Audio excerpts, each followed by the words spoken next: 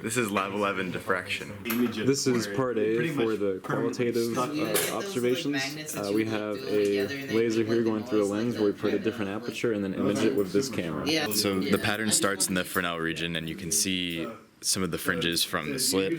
As we move the camera further away, the fringes expand. Then we hit the point where the camera is focused on the actual slit itself. Then after that, the fringes collapse.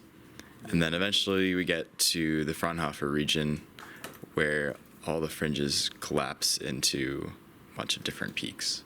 So as you can see with the double slits, is we still get the same pattern with the same widths for that particular slit width, but you also see the interference from the two slits. So going from 40 micron double slit to 80 micron double slit basically just compressed our pattern. This lot of junk is just junk. So when in the Fresnel region for the complex shapes, essentially the fringes are the same form of the complex shape. So circle has circular fringes, square has square fringes, and a triangle has triangular fringes. In the Fraunhofer region for the complex shapes, you see the Fourier transform of the aperture, which won't necessarily be, for the square, a bunch of squares, or the circle, a bunch of circles. So this is for part B. We use the same setup, except we strap down the camera so we don't mess up that Fraunhofer region. We're using the 200 by 400 rectangular slit. We took an image at the Fraunhofer region and made sure it wasn't terribly saturated. Then we plugged it into a MATLAB program which gave us two plots.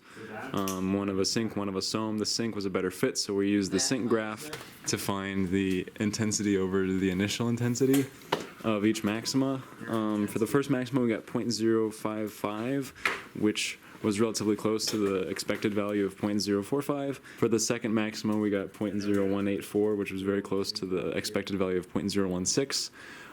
Then we looked at the first maxima, we took the two minima and then put the peak point. It looks symmetric, which makes sense because it's a sync function. For part C, we used a circular aperture.